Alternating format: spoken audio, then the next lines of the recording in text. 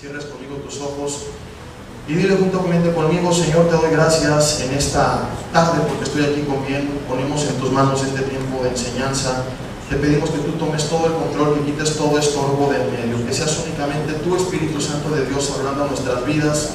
Una palabra que pueda ser útil, que pueda ser práctica, que pueda ser sembrada en tierra fértil y producir fruto.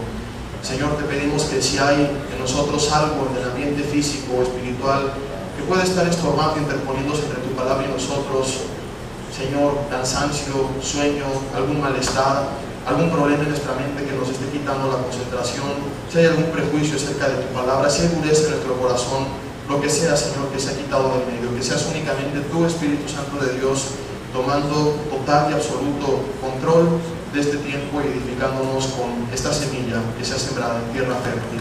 Te lo pedimos en nombre de Jesús y te damos gracias. Amén.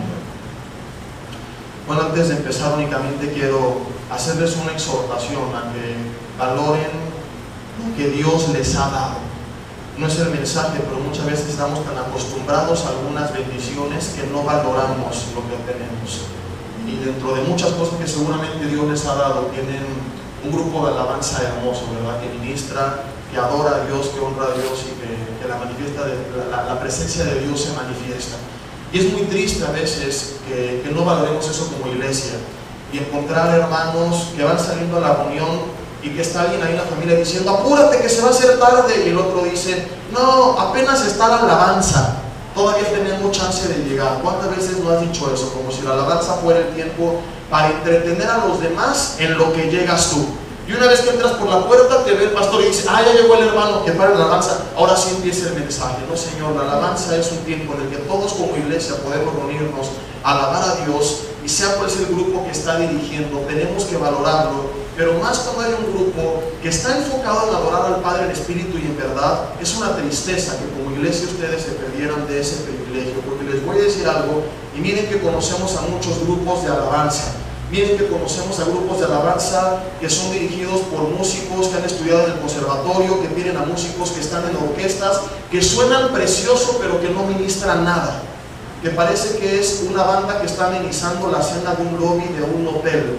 Conocemos a muchos grupos de música, y no decimos esto en todas las iglesias, pero tenemos que reconocer que muy pocas veces hemos podido tener un tiempo tan hermoso de alabanza y ver un grupo tan entregado a adorar a Dios en espíritu y en verdad. Y espero que el grupo lo reciba con humildad y no que se empiece a elevar, a envanecer, porque entonces ya cayeron, de nada ha servido todo lo que hicieron. Que sigan con ese corazón buscando a Dios. El ensayo es entre semana, aquí que sigan adorando a Dios, y que ustedes, hermanos, puedan valorar ese tiempo donde personas aquí arriba se suben, no preocupadas por cómo se van a escuchar, si se van a ver o no, si les van a aplaudir o no, sino por transmitir toda su adoración a Dios y por honrarle a Él, y que eso pueda ser transmitido y que ustedes se conecten con esto y que la iglesia pueda seguir fluyendo en este mismo sentir de alabanza y de adoración.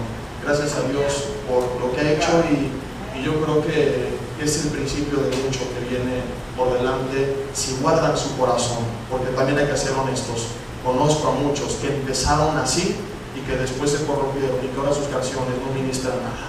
Tú conoces a algunos de ellos, que sus CDs hace algunos años atrás eran hermosos y ahora se preocupan tanto por cómo se van a escuchar que ya no adoran a Dios y ya no se manifiesta de la manera tan especial que antes lo hacía la presencia de Dios.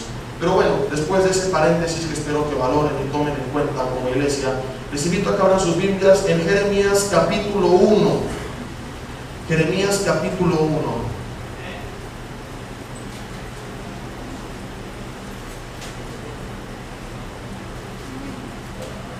Quiero introducir mi mensaje con este pasaje.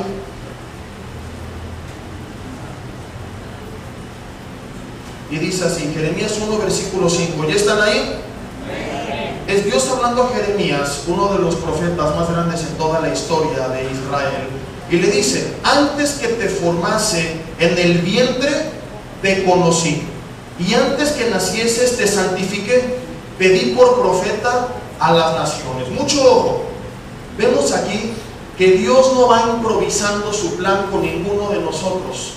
Dios no fue ejecutando plan A, plan B, plan C, plan de Dios. Tiene un plan, un decreto antes de la fundación del mundo. Muchas veces creemos que Dios va improvisando, que Dios nos creó y nos sorprendimos con nuestro pecado. Y digo, híjole, pecaron, ahora ¿cómo le hago? Ya sé, les voy a dar la ley para que la vivan. Y no pudieron cumplir la ley y Dios dijo, híjole, bola de pecadores paganos, no puede ser, no cumplieron la ley. Ahora ¿cómo le hago? Pues plan C, mando a Cristo a que muera por ellos en la cruz. Ya estuvo, no. Apocalipsis dice que Cristo fue inmolado antes de la fundación del mundo. El plan de Dios fue trazado en la eternidad, y en esa eternidad, que significa que Dios no actúa sujeto a los límites del tiempo, espacio y materia, sino que fuera del tiempo, Él traza en un solo momento solo su plan. En esa eternidad también estábamos nosotros presentes en la mente de Dios. Antes de que tú y yo naciéramos, antes de que naciese, le dice Dios a Jeremías, te santifiqué. Pero luego va más allá y no dice antes de que nacieses, porque imagínate que Jeremías hubiera sido producto del pecado de sus padres, que digo, no fue el caso, pero hubo casos en la Biblia donde fue así, y tal vez algunos de ustedes vienen de una situación similar. Imagínate que Dios dice, híjole, esta hombre le esperaba, pero ¿qué hacemos con él? A ver, ¿de qué le damos chamba? Pues ya se voy a hacer esto con su vida. No, Dios va mucho más allá y dice, no solamente pensé en ti y planeé tu propósito antes de que te formase en el vientre de tu madre. Dice, perdón, no dice antes de que nacieses, sino antes de que te formase en el vientre de tu madre. O sea, antes de que el esperma fecundara el óvulo y comenzáramos a existir, Dios ya nos tenía en su mente. Y Dios le dice a Jeremías, desde antes de ese momento, antes de que tú nacieras, pero mucho más allá, antes de que en el vientre fueses formado, yo ya tenía un plan para tu vida. Y el plan que Dios tenía para Jeremías era el de profeta.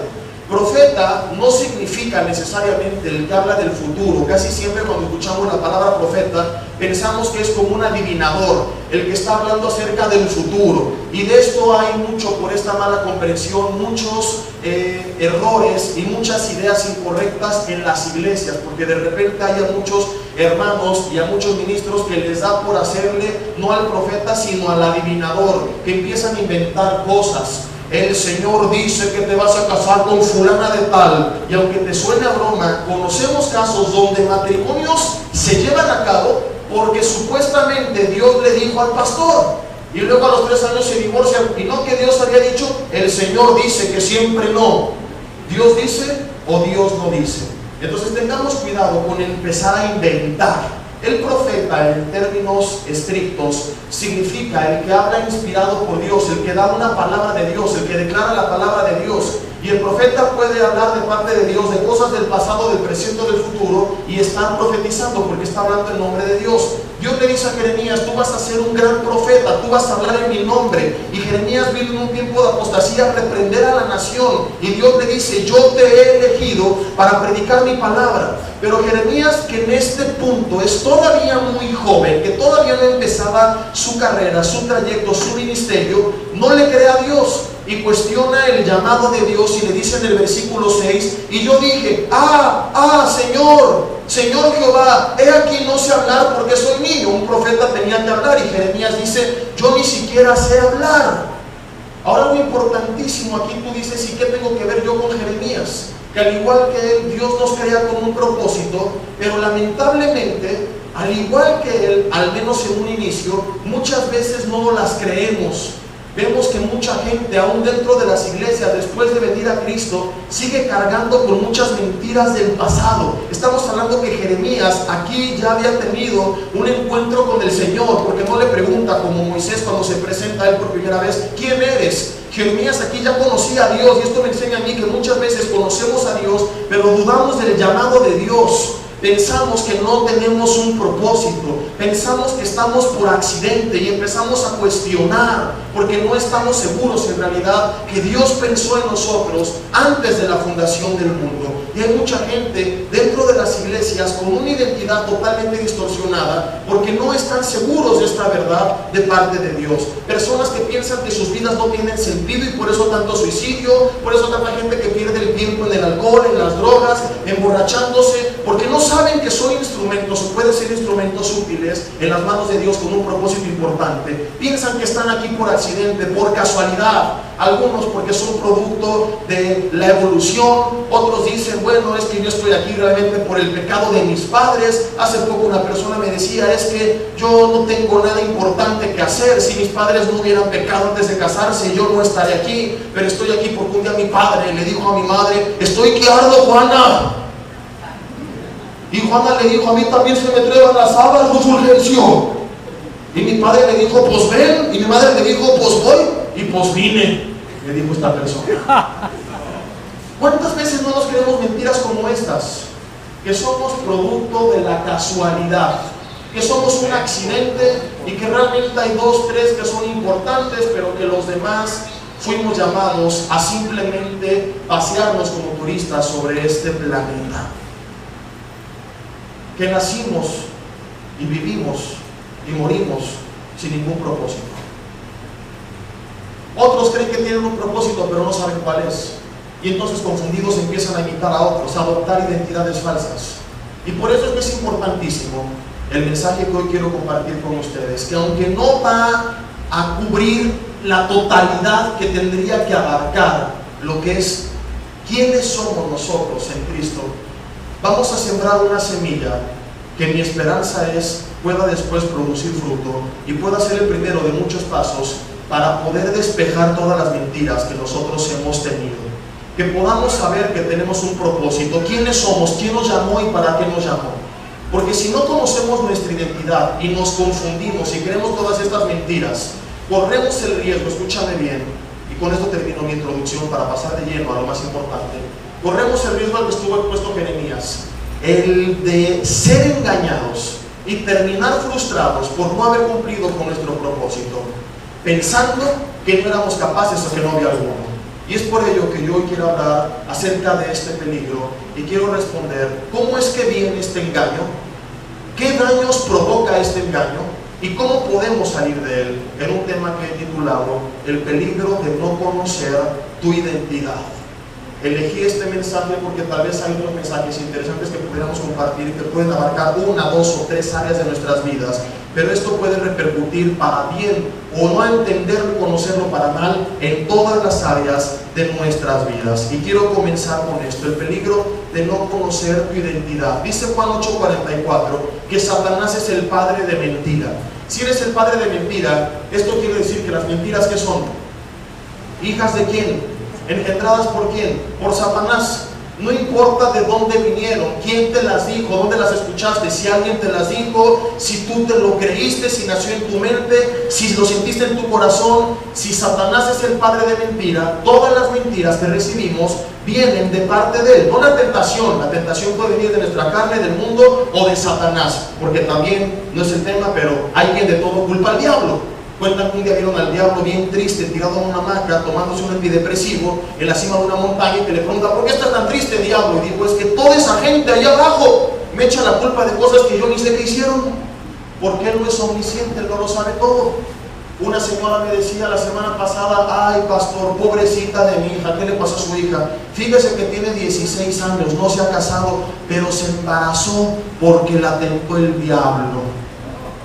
Le digo, señora, su hija no la tentó el diablo, la tentó el novio y la tentó de más, y por eso está embarazada.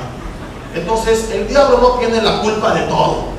A veces es nuestra carne, y de eso hablamos hoy en la mañana, de cómo lidiar con los deseos de nuestra carne. Pero las mentiras sí son todas producto de Satanás, porque él es el padre de mentira. Y es importantísimo que sepamos esto, más adelante veremos por qué. En Apocalipsis 12:10 se dice que él es el acusador de los hermanos. Entonces, si tú lees estos 2 pasajes, aprendes algo importantísimo. Una de sus estrategias favoritas, si lo ves implícita y explícitamente en toda la palabra de Dios, es engañarnos con mentiras y acusarnos para traer condenación. ¿Por qué hace esto? Con el propósito de distorsionar nuestra identidad, que no sepamos quiénes somos y para qué estamos aquí, y que no cumplamos con el propósito de aquel que nos creó. Es como si tú compras un aparato eléctrico. Imagínate que vienes bajando de la sierra o que alguien viene bajando de la sierra y nunca está en contacto con la civilización y compra una televisión pero no sabe para qué sirve, y va a decir, bueno, qué bonito cuadro, negro únicamente. Está totalmente desperdiciado porque no sabe cuál es la identidad de ese producto que tiene ahí. Y de igual forma, venimos a Cristo nosotros, como bajando de la sierra, y nos encontramos con su palabra, pero no nos damos cuenta que somos más que un cuadro para ponerse de adorno en la pared, que tenemos un propósito de proyectar imágenes, de proyectar la gloria de Dios, porque no sabemos cuál es nuestra identidad, porque estamos engañados por las mentiras del enemigo, que viene a decirnos, eres un inútil, eres un bruto, un bueno para nada, eres un borracho, eres homosexual, eres lesbiana, eres un tranza, nunca vas a poder cambiar, Dios se avergüenza de ti, ¿para qué vas a la iglesia? Siempre fallas, siempre caes en el mismo error, tú no sirves para nada, las cosas de Dios no son para ti. Nos empieza a acusar, nos empieza a mentir, nos empieza a condenar, y a través de esto procura, busca y con muchos logra destruir su propósito. Esto es lo que casi ocurre con Jeremías. Fíjate qué interesante. Dios le dice, eres profeta, vas a hablar. Jeremías, no puedo, no sé hablar, soy un niño. Esto nos demuestra que tenía su identidad distorsionada. Él pensaba que era alguien sin importancia, que él no podía, que él no tenía la capacidad de cumplir con lo que Dios le estaba diciendo. Y entonces Dios tiene que mostrarle su verdadera identidad. Le dice, no digas soy un niño, porque todo lo que yo te mande vas a hablar. He puesto mis palabras en tu boca, pelearán contra ti, pero no te vencerán, porque yo estoy contigo para librarte, dice Jehová. Y le revela la verdad de quién era él. Y Jeremías se quita la venda de los ojos y se convierte en uno de los profetas más grandes en toda la historia de toda la humanidad, cuando él fue despojado de la venda de sus ojos. Le digo esto porque muchas veces creemos que los grandes hombres de Dios nacieron siendo grandes hombres de Dios, y entonces pensamos que tú y yo nunca podremos hacer cosas importantes para el reino de los cielos. Pensamos que es únicamente para el pastor y su familia, para los servidores, para los sugieres, pero que nosotros no podemos. Vemos a los grandes hombres de Dios como seres inalcanzables. Jamás podré llegar a su nivel. Y si tú estudias la palabra, vas a ver que se habla de sus tiempos de desánimo, de caída, de tropiezo, de pecado. Y Dios nos narra todo esto para que nos demos cuenta que fueron grandes hombres de Dios, pero que eran hombres y mujeres como tú y como yo.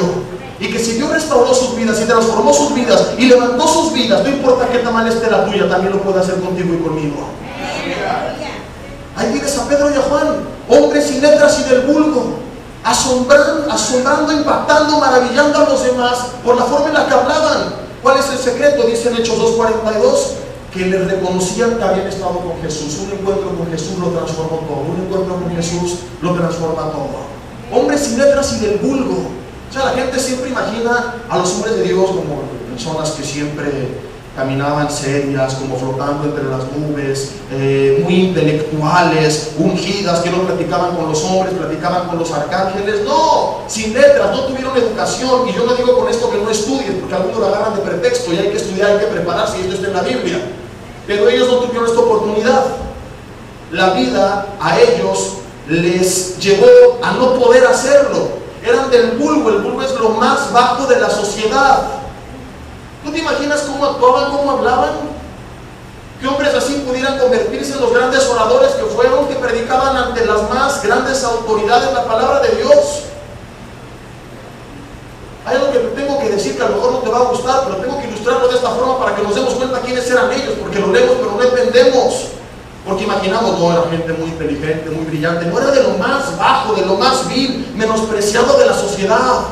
Entonces ellos no se despertaban y decían, buenos días, amable Juan, buenos días, amable Pedro, buenos días, amable Jacob, buenos días, amable Santiago, vamos a pescar los amables peces en la amable barca para tener un amable día y para darle las gracias al amable Dios. Qué amables somos. Así los imaginamos. Entonces vemos hombres que oraban y cae fuego del cielo, que Dios los usa, y decimos, no, yo no soy él, yo nunca voy a llegar a su nivel. ¿Cómo crees que se comportaban si pertenecían al segmento más bajo de la sociedad? Si eran pescadores, andaban con el pantalón por aquí arriba de la rodilla, caminando guapachosamente. Ay, ay, ay, ese mi Juan, qué pasión. ¿Qué hubo, eres mi Peter? Qué transacción.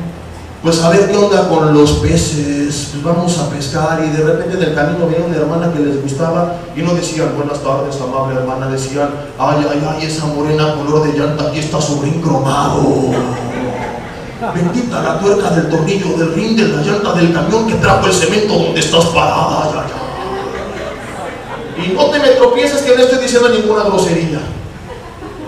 Hay gente que cualquier cosa que le es anormal o nueva ya la sataniza. La televisión es del diablo, o la televisión es de Sony, es de Samsung, es de Philips, no es del diablo. No dije nada malo. Dije, bendita la tuerca del tornillo, del rin, de la llanta, del camión que trajo el cemento donde estás parada. No falta el que no se aprende el mensaje, pero no olvide el loco, ¿verdad? ¿Y por qué te dije que lo iba a tener que hacer? Para que tú te des cuenta, porque así eran ellos en realidad. Y de repente esta gente que los demás humillaban, menospreciaban, les hacían el feo. Se les describe como aquellos que trastornan el mundo en el libro de los Hechos con la predicación de su palabra. ¿Podrá acaso Dios hacer lo mismo contigo y conmigo? ¿Podrá levantar a aquellos rechazados, menospreciados y empezar a trastornar primeramente a su entorno? Y no estoy diciendo que vas a cambiar el mundo, porque el mundo lo va a cambiar Cristo, pero podemos traer un avivamiento en nuestro entorno, por supuesto que sí. Pero primeramente necesitamos encontrarnos con Él y no solamente venir a Él, sino ahora conocer la verdad de lo que Él dice que somos y para qué estamos nosotros en este mundo. Entonces Satanás viene y busca engañarnos, haciéndonos creer cosas acerca de nosotros que no son ciertas. Y sé que suena a lo mejor esto como un cliché bíblico, pero esta es una verdad más que demostrada. Pon mucha atención a esto. Esto de que Él busca engañarte y todo, tanto lo predican que a veces ya ni lo creemos. Pero hay estudios de personas que se dedican, valga la redundancia, a estudiar la conducta humana, que demuestran que esto que la Biblia enseña es una realidad. Dios es el autor de la Biblia y el autor del mundo. Lo que conocemos acerca del mundo siempre va a ir de la mano con lo que conocemos acerca de la Biblia, porque el creador de ambas es el mismo y no se puede contradecir. Cuando Dios dice algo en su palabra y estudiamos esto, ya sea científicamente en el mundo o en la conducta del ser humano, siempre se va a comprobar lo mismo, porque el creador de ambas es el mismo. ¿Me explico? Entonces, cuando se estudia la conducta humana, se llega a la conclusión de que esto es verdad. ¿Por qué? Porque crecemos y vivimos toda la vida escuchando mentiras y cosas negativas acerca de nosotros que no son ciertas, que nos desaniman y que nos destruyen y que nos hacen creer que nuestra vida es un pedazo de basura que no sirve para nada. Un niño en casa, y esto es trágico y lamentable, y aunque no es el tema, exhorto a los padres a que no formen parte de esta estadística, recibe por cada comentario positivo, por cada palabra de afirmación de sus padres, por cada bien hecho, muy bien hijo, felicidades, Dios te va a usar, tú vas a ser grande, échale ganas, sí se puede, yo te apoyo, cuentas conmigo, te amo. Recibe 7 palabras negativas que dicen lo contrario. Por cada palabra positiva de afirmación son 7, eres un inútil, un bueno para nada, otra vez fallaste en la escuela, sacaste 7, no sirves para nada, no sé por qué naciste, no hubieras nacido, ojalá hubiera tenido una hija o un hijo en vez de ti. Y los empiezan a marcar, los empiezan a etiquetar. Caminas como niña, y de grande cree que es homosexual, porque toda la vida escuchó que caminaba como niña. Te vistes como prostituta, y en vez de exhortarle acerca de esta conducta de otra forma, empezamos a etiquetar. Y luego se queja porque era adolescente, es inmoral y se anda acostando con todos sus novios, porque es lo que toda la vida el padre le ha dicho.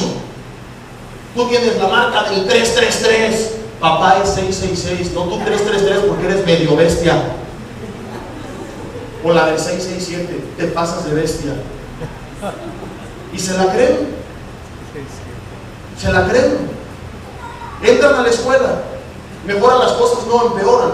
Ahora por cada comentario positivo son 10 negativos. Y ahí está el bullying como evidencia de ello.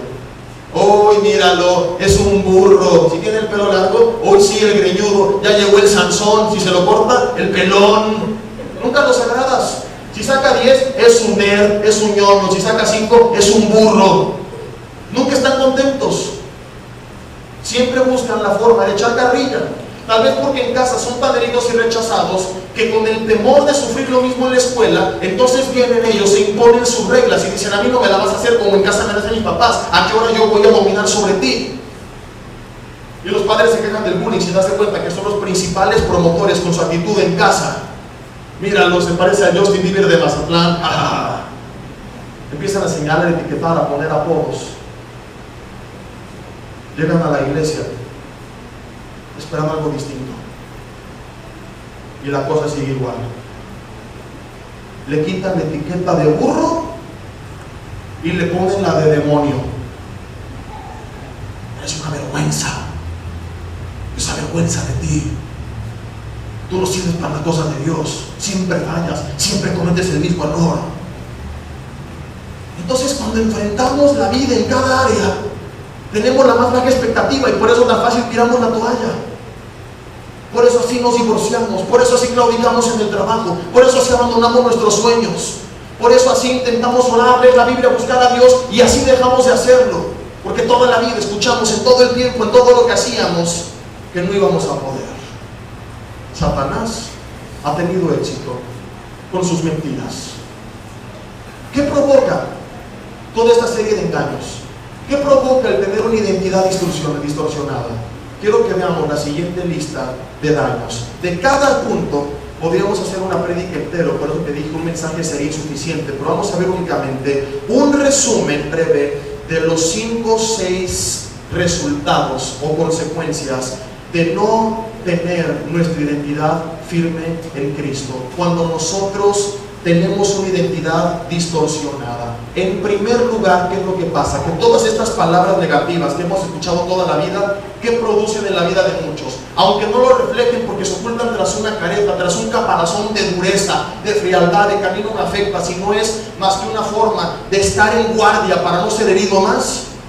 En el fondo hay baja estima, en el fondo hay rechazo, hay falta de seguridad, porque nunca tuvieron la aceptación de sus padres, porque nunca tuvieron la aceptación de su iglesia, la aceptación de sus amigos. Entonces, con el miedo de sufrir otra vez lo mismo en donde están y evitando otra vez ese rechazo, esa falta de aceptación, comenzamos a hacer cosas absurdas, a pecar y meternos en vicios que si pensáramos y utilizáramos los 5 sentidos y la razón y la lógica, ni siquiera tendrías que leer la Biblia para saber que no vale la pena meterte en ellos. Que nos empezamos a meter no porque valga la pena, no porque te dejen algo bueno, no porque sea algo inteligente. Empezamos a hacer todo tipo de tonterías, simplemente para tener la aceptación que nunca tuvimos, para sentirnos parte de, porque nunca fuimos parte de, para tener el reconocimiento que nunca tuvimos. Comenzamos a pecar. Adultos que se van de borrachos con los compadres. ¿Por qué? Puedes defender por qué lo hacen, es algo muy inteligente.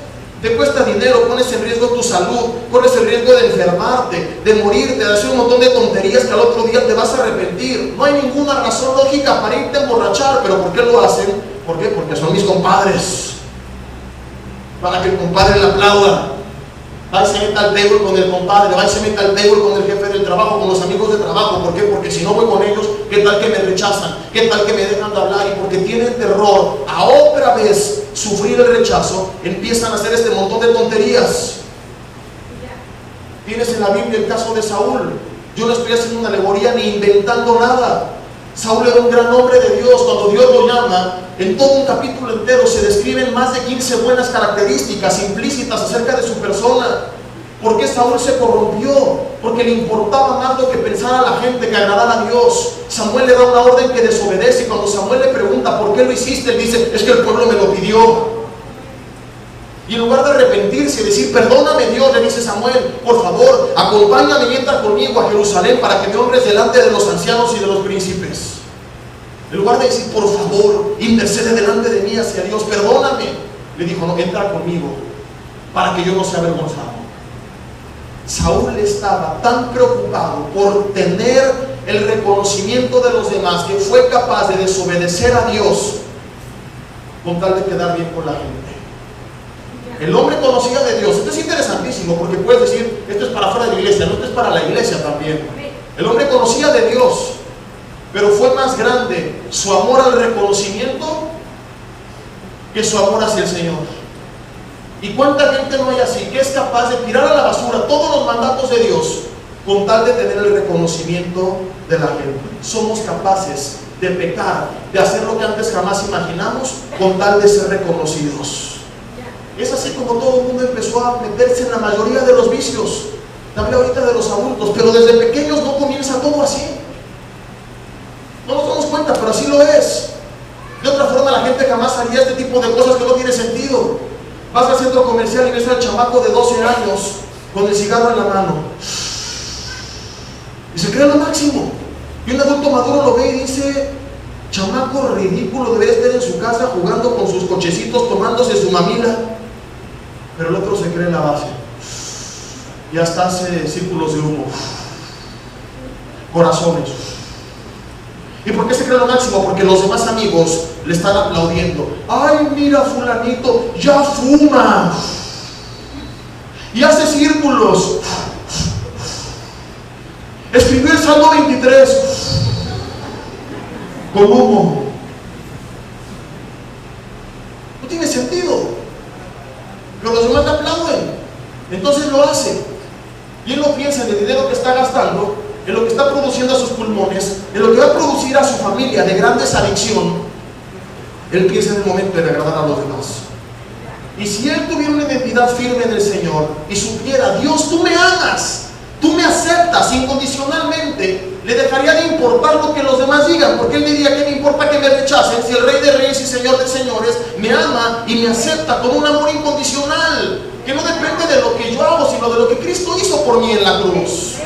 Un amor que no depende de que yo me acerque a Él, sino Él me amó primero, antes que yo. Yo no le amé primeramente, yo le amé porque Él me amó primero. Si Él supiera esta verdad, no le importaría la opinión de los demás, diría que digan lo que quieran. Yo tengo el reconocimiento de Dios, así que no me importa nada más que hacer lo correcto y no haría lo incorrecto. Pero está tan dañada su mente y sus emociones, porque no sabe quién es en Cristo, que empieza a hacer esta bola de tarugadas sin sentido. O convénceme de que vale la pena. ¿Qué argumento inteligente podemos esgrimir a favor del adulterio, de la fornicación, de las borracheras, de la drogadicción, de una vida inmoral, de una vida deshonesta? Tarde o temprano todo trae consecuencias. Tarde o temprano la vida nos pasa la factura. Tarde o temprano, Gálatas 6:7, lo que sembramos recogemos, para bien o para mal. ¿Por qué lo empezamos a hacer? No porque sea muy inteligente, sino por tener el reconocimiento de los demás. Y yo no estoy inventando nada, yo sé lo que estoy diciendo porque yo también estuve ahí. Como te dije hace rato, aunque Dios nos use, mucho tiempo no fue así. Yo no nací leyendo los salmos, mis berrinches no eran lenguas. Y también entré al jueves y al viernes y al sabebedor, como le llaman los jóvenes. ¿Y sabes por qué lo hice? Aunque fue un breve tiempo, gracias a Dios, porque muy rápido una vez me puse muy mal y dije: esta es la última. No porque yo creyera que valía la pena. Lo hice por lo mismo que tú también haces muchas de las cosas que haces. Porque todos lo hacían y quería sentirme parte de. Pero realmente nunca tuve ni siquiera las ganas de hacerlo. A mí ni me gustaban los sabores fuertes. Una vez, para que te des una idea, cuando mi esposa y yo fuimos novios la primera vez, porque fuimos novios 2 veces, terminamos 2 años y medio, regresamos. Bueno, primero año 3 meses, luego 2 años y medio separados, 1 año 7 meses, después de 3 años en total nos casamos. Este año en octubre cumplimos ya 7 años de casados, si Dios lo permite. Y esa ocasión, la primera vez, yo tenía 19 años, o sea que esto habrá sido que hace como unos 2-3 años aproximadamente, para que se den una idea. Estábamos en un lugar que no era un antro, no era una cantina, pero tampoco puedo decirte que era un restaurante. Era un lugar tranquilo donde algunos iban previo a la fiesta a convivir. Y yo me acuerdo que fuimos nosotros, y a mí me encantaba, me fascinaba la leche con chocolate. Yo todas las mañanas, antes de casarme, de soltero, cuando vivía con mis padres, me despertaba y en el desayuno me aventaba medio litro de leche con chocolate, glu, glu, glu, y en la noche medio litro más de leche con chocolate, 1 litro de leche al día. Yo pensé que en la alacena de la casa había vacas que daban la leche ahí en automático. Hasta que los dos nos casamos, y la primera vez que vamos al súper, de repente anoto en la lista 30 litros de leche, más los de mi esposa 45 litros de leche. Los empiezo a meter el carrito y volteo a ver, y 15 pesos el litro de leche. Y leche normal, no leche de de soya o de proteína de pechuga de mosca y las cosas raras que ahora inventaron. Leche normal. En cuanto yo vi el precio, en ese momento, hermanos, me dio intolerancia a la lactosa. Llegué a la caja y mi esposa me dijo, ¿y la leche? Le dije, mi amor, Dios me acaba de mostrar que la leche es del diablo, la vaca es satánica, no traje ninguna leche, hoy en adelante tomamos pura agua. A mí me fascinaba la leche. Llegamos a este lugar, no sé qué pide ella, algún cóctel, y de repente imagínate, el muchacho de 19 años, siempre he sido de mente alto, en ese entonces estaba fuerte porque hacía mucho ejercicio, entonces grandote, fuerte y malo, ¿y qué va a pedir? Un vaso de leche con chocolate, por favor. Había unos amigos de mi esposa en la mesa de al lado, ella quiso enterrar la cabeza en la mesa, porque no era algo muy rimbombante que digamos. Al mecer esperando que un tequila y 2 tepaches o algo por el estilo, un vodka triple, no, un vaso de leche con chocolate y calientita, por favor. El alcohol nunca me gustó. El tiempo que yo lo probé fue realmente para ser parte de él. Pero hoy entiendo que no tuvo sentido y sigue sin tener sentido. Hacer cosas de las que al otro día tal vez te arrepientas, o hacer cosas de las que no te vas a arrepentir pero que no vas a recordar. Desperdiciar tu tiempo, tu energía, tus fuerzas, tu tiempo tirado el fin de semana crudo en la cama y todavía tener que pagar mucho dinero por ello. Poner en riesgo tu familia por causa de un adulterio, tu vida, tu economía por causa del alcoholismo, toda tu vida y la felicidad de los que te rodean por causa de las drogas. ¿Es algo que tiene sentido? No. Y aquí no se trata de que te pares y digas, ustedes por religiosos. No, Señor, no tiene sentido, no es algo inteligente. Es que tú no sabes, nos ponemos bien happy. No, sí sé, pero a mí no me gusta ponerme happy. Prefiero estar happy las 24 horas del día, los 365 días del año. Y no tengo que dañar mi cuerpo ni pagar dinero por ello. El fruto del Espíritu, Gálatas 5:22, es amor y también es gozo. Cuando tú vienes al Señor y descubres todo lo que Él ha hecho en ti y por ti, lo que Él empieza a hacer en tu vida es tan increíble que todo el tiempo estás contento y no tienes que hacer tonterías. Podríamos seguir así con muchos ejemplos, pero como te dije, es un resumen de cada punto. Mucha gente, en primer lugar, empieza a hacer tonterías que nunca antes hubiera hecho con tal de tener la aceptación de los demás. En segundo lugar, ¿qué otras cosas hacemos por tener ese reconocimiento, por falta de una identidad y seguridad en Cristo? Empezamos a querer llamar la atención, y para llamar la atención y para tener la aprobación hacemos otro tipo de tonterías. Por ejemplo, algunos van y dan el 10% de enganche por un auto que van a pagar 5 años después.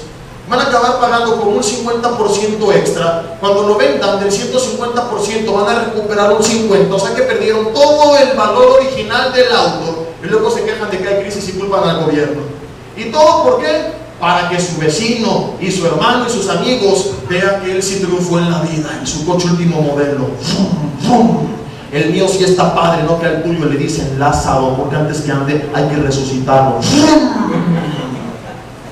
Nos rimos, pero es cierto. Hay gente embarcada, hipotecas de 30 años, no tienen ni para poner cortinas o amueblar la casa o pagar el mantenimiento, pero ya vivo en Lomas. ¿En qué Lomas? En lo más lejano de la ciudad. Eso no es cierto. Van y empiezan a pagar por marcas que están fuera de su capacidad para hacer la envidia de los demás. Invierte la mujer todo un año de sueldo en una bolsa para que mis amigas vean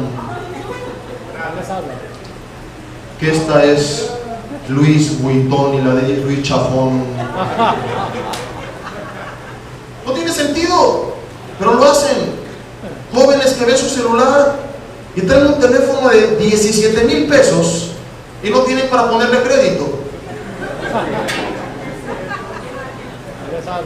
Van a cenar con sus amigos y no tienen para cenarse ni 3 tacos, pero eso sí, sacan su teléfono y lo ponen sobre la mesa, se lo sacan para que todo el mundo vea que él tiene el Samsung Galaxy S7 Edge, el iPhone 7, que cada vez está más grande, ¿no? Empezó así, va subiendo, al rato van a ser así. Y bueno, al paso al que van, para que todos los losers de la mesa vean que yo sí tengo aquí el teléfono de moda. empezamos a preocuparnos tanto por las apariencias que nos traemos problemas a nosotros mismos. Estamos afligidos luego por pagar eso que pagamos únicamente para agradar a gente que en nuestra vida no le importa, echando a perder nuestra vida, peleándonos con nuestra familia por las cuentas que no podemos pagar, porque estamos viviendo más allá de nuestra capacidad, únicamente por guardar las apariencias, donde se origina otra vez el no saber: Señor, así como estoy, tú me aceptas.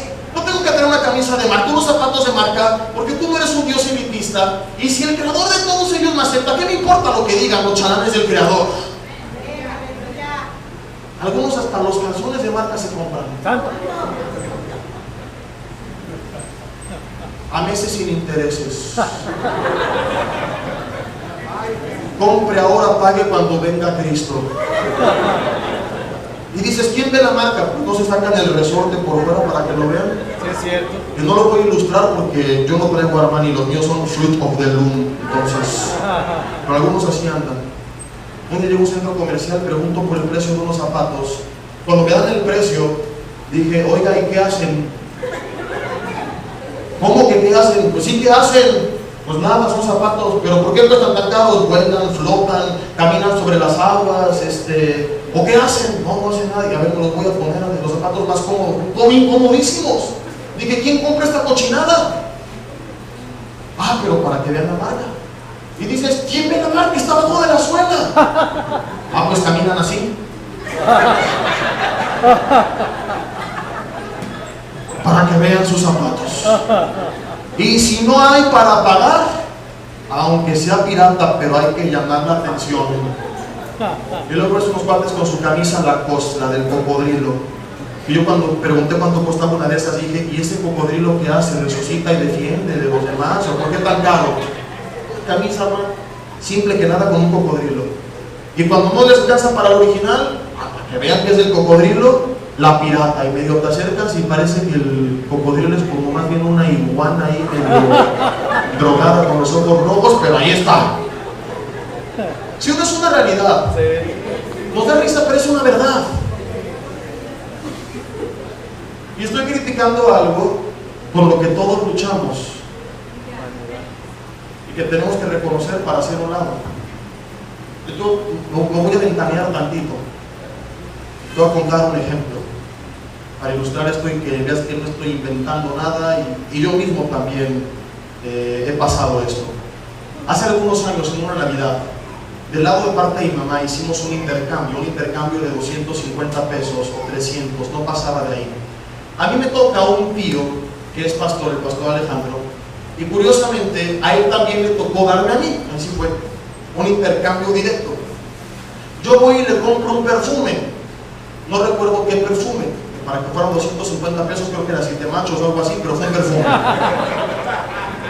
Llega el día del intercambio, le doy su perfume, me dice: a mí me tocaste tú, me lo da y lo abro, y una gorra. Cuando veo la gorra, era una gorra con red aquí atrás y adelante, a lo mejor algunos jóvenes recuerdan esta marca que estuvo de moda, pero que yo no lo sabía. Adelante la marca decía Van Dutch, se escribe con Dutch. Y cuando yo la veo, hace cuenta que era de esas gorras que regala Comex, con la red atrás y la marca adelante, con el lugar de Comex decía Van Dutch. ¿Te gustó? Sí, muchas gracias, mugre gorra. Dije que me regresen mis 7 machos y que se ponga su mugre gorra. Ahí la viento, acaba la cena que fue en casa de mis padres, todavía no me casaba. Me pregunta mi hermano: ¿a ti qué te dieron? Que hacía ver. Y luego esta mugre gorra, la ve y dice: es Van Dutch, tonto. Y yo: ¿y eso qué? ¿Cómo que qué? Pues están de moda, es en la que usa tal y tal y tal y tal, y cuesta como 800 varos. ¿De veras? De veras. Voy al otro día al centro comercial a constatarlo. Y en cuanto yo veo el precio de las tristes gorras, veo la mía y digo: oye, viéndola bien, está bonita. Trae redes aquí atrás para que entre el aire, como las de Comex. Se volvió mi gorra favorita, desayunaba con ella, comía con ella, cenaba con ella. Amanecía: Dios bendice mi gorra, guárdala de todo mal, bendice, guarda mi gorra, protege mi gorra. Iba hasta el baño con la gorra. pero ¿por qué si un día antes acabas de decir que es una cochinada? Ah, porque ahora ya sé que es de marca, que está de moda y que cuesta 800 pesos. Y te puedes hasta autoengañar. Y tu cerebro, al ver que eso va a causar impacto en los demás, te hace hasta creer a ti que está bonito y te gusta lo que antes había señalado. Es algo absurdo, pero así somos. Hacemos todo tipo de tonterías por llamar la atención de quienes no tenemos que llamar la atención, por no saber que tenemos la atención de nuestro Creador. Es con lo que voy a terminar más adelante, hacia el final del mensaje. Otro ejemplo: jovencitas que pasan todo el día tomándose fotos sugestivas, que han bautizado bajo el nombre de selfies, para subirlas a Facebook y obtener likes de los hombres mirones, cuscos, que no tienen nada que hacer. Y ella se siente bien porque tal vez nunca nadie en casa, comenzando por su padre, que es el primero que tendría que hacerlo, le afirma su identidad. Y entonces, como no llama la atención de nadie, busca llamar la atención de los demás con estas fotos. Algunas creen que esto es una profesión. Todo el día están ahí, tú les preguntas: ¿a qué te dedicas? A tomarme selfies. Tú ves un calendario y hora del desayuno, hora de la comida, hora de la cena, hora de las selfies. Ojo, yo no estoy diciendo que esto es pecado. La Biblia no dice: malditos sois por cuanto os habéis tomado selfies, dice el Señor, o algo por el estilo. No, el problema es no lo que hacen, sino por qué lo hacen. En su mayoría lo hacen para exhibirse públicamente y tener el aplauso, el reconocimiento de los hombres, para que los demás te den like. Por eso ahí las ves con todo tipo de poses y miradas y caras. 253 fotos para subir una que se ve bien.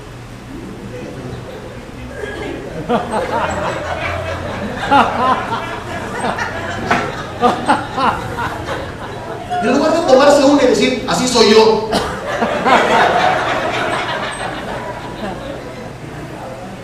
Selfie pose de carretera vieja Cuernavaca, el templo del espíritu para adelante, el templo para atrás, labios de Cusca, cara de Cusca y pa'l face. Y toda una bola de patanes, like. La realidad, aunque no la quiero reconocer, es que su imagen, su concepto de sí misma, su autoestima está tan destrozada que es así como buscan obtener el reconocimiento de los demás. El problema de ello es que al llamar la atención de los hombres únicamente con su cuerpo, con sexo, el día de mañana va a tener una serie de muchos problemas. Por eso hay tantos matrimonios que se divorcian, porque se casan únicamente pensando en las cosas carnales, y cuando ya esto se termina y vienen problemas más serios, no hay nada que los una. Y por eso les aconsejamos a los jóvenes que tengan cuidado con el contacto físico antes del matrimonio. No es el tema, pero vale la pena recordarlo. Porque cuando ellos tienen contacto físico, el cuerpo de la mujer libera oxitocina, el de los hombres vasopresina, hormonas que producen un sentimiento de apego, ganas de querer estar juntos. Es un químico.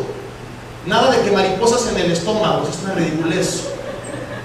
Mariposas en el estómago no existe, se llama diarrea. Ay, es que quiero estar con el amor a primera vista. Esto es una ridiculez, esto no existe. Lo que pasa es que tu cuerpo está creando una adicción. Mientras más aumenta el contacto físico, más se liberan estas hormonas y más quieres estar con esa persona. Por eso tantos jóvenes que se la pasan peleándose pero no se separan porque son adictos. Y dicen: es que estoy enamorada, mamá. No, está oxitocinada, que es distinto. Se casan y se divorcian a los 3-4 años. Según las estadísticas, más del 50% de los divorcios se llevan a cabo en este periodo, porque es el tiempo en el que se disminuyen ya los niveles de oxitocina. Y es el tiempo en el que, cuando ya no hay nada que los una, sino que los unió únicamente fue la carne, entonces se quiere mandar al diablo. Y entonces ya no se importan, porque nunca hubo algo más firme que los uniera. Buscamos llamar la atención de los demás de formas que después no meten en problemas. En tercer lugar, otro problema causado por esa falta de identidad es que, en búsqueda de ese reconocimiento, de esa importancia, de ese aplauso que ya tenemos, insisto, de parte de Dios, es que comenzamos a hacer, escucha esto, dentro del ministerio, cosas correctas por las razones incorrectas. Y cuando tú haces lo correcto por el motivo incorrecto, lo correcto pierde fruto ante los ojos de Dios y valor ante los ojos de Dios. Te lo voy a explicar. Mucha gente está en el autoengaño, y de esto platiqué uno de los días con los pastores.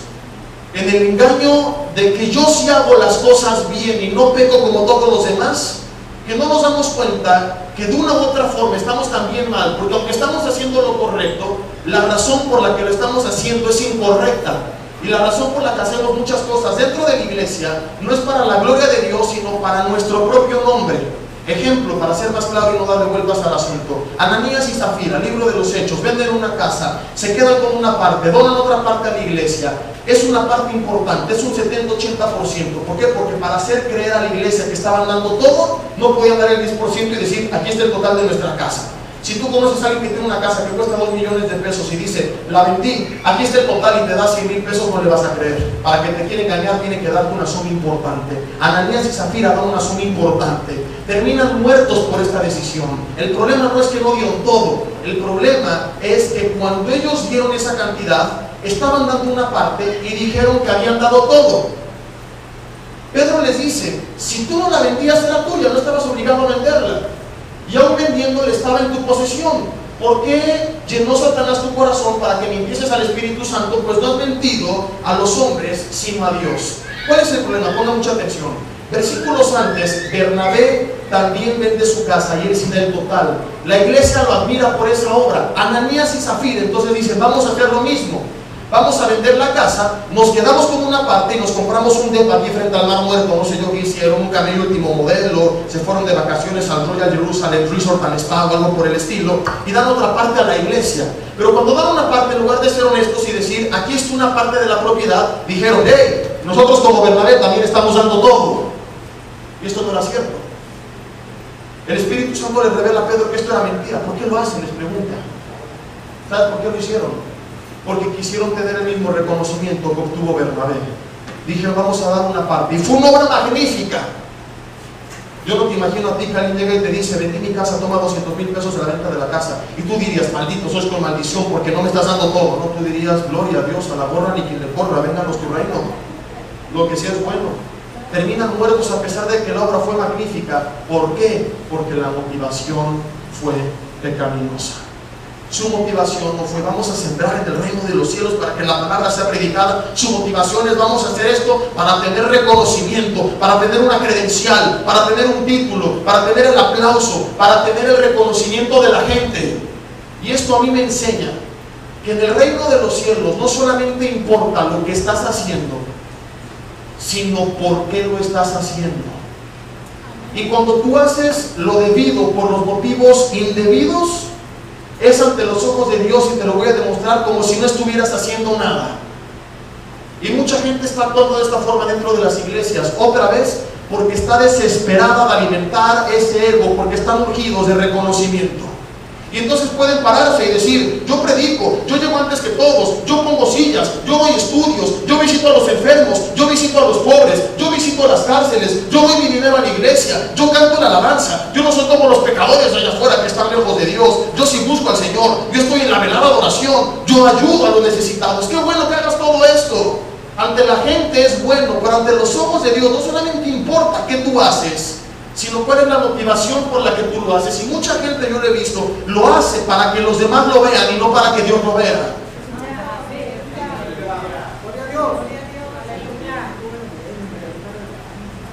Un ejemplo más sólido de esto, Jesús hablando de los fariseos, Mateo 6, del 5 en adelante, del 5 al 15.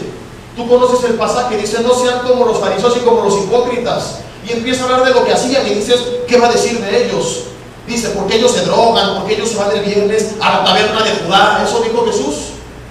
Porque ellos, en lugar de andar con mujeres hebreas, andan con mujeres ebrias, que son dos distintos tipos de mujer. ¿Eso dijo acerca de ellos? No. ¿Qué es lo que hacían mal? Empieza a decir que ellos ofrendaban, que ellos ayunaban, que ellos oraban. Pregunta: ¿es malo esto? No, de hecho lo tenemos que hacer. Pero Jesús dice que lo hacían para ser vistos por los demás.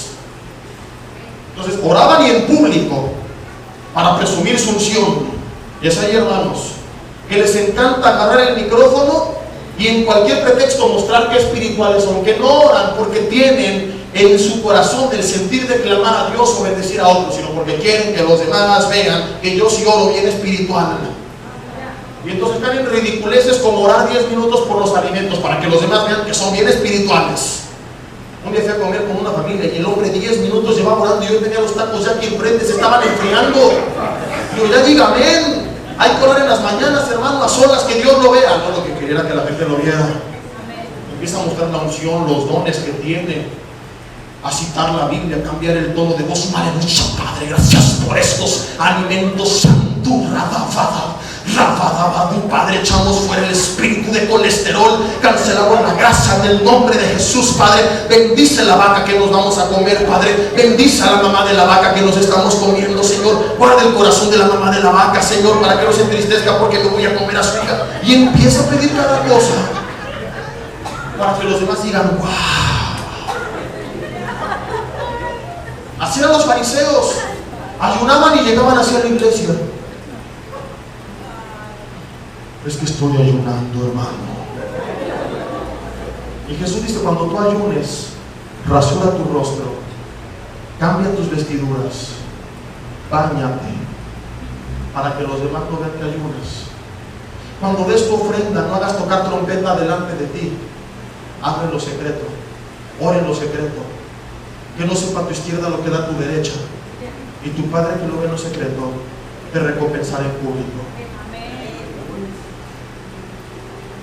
Y al principio de ese pasaje se dice que ellos, por esta actitud de su corazón, no iban a ser recompensados. Y esto es trágico porque nos muestra que podemos ser una iglesia que hace un montón de cosas y gloria a Dios que hagamos algo, pero que podemos estar como ratones en la ruedita de la jaula, corriendo y corriendo y corriendo sin llegar a nuestra vida personal a ningún punto, y nos preguntamos ¿por qué? Porque no lo estoy haciendo para la gloria de Dios, porque estoy utilizando a Dios o pretexto para buscar mi propia gloria. Esta es la parte del mensaje donde tú volteas con alguien, lo ves a los ojos y le dices, tómala. Y yo no les sigo hasta que no lo hagan, háganle como quieran. Voltea con alguien, ver a los ojos y dile, tómala. ¿No los veo a todos? Ok, ya vi a la mayoría, podemos continuar. Hermanos, no tenemos que hacer las cosas para tener el reconocimiento de la gente, porque tienes el reconocimiento de Dios por la obra que Cristo llevó a cabo en la cruz del Calvario.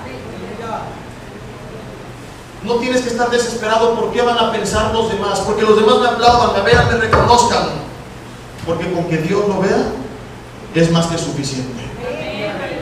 Es más que suficiente.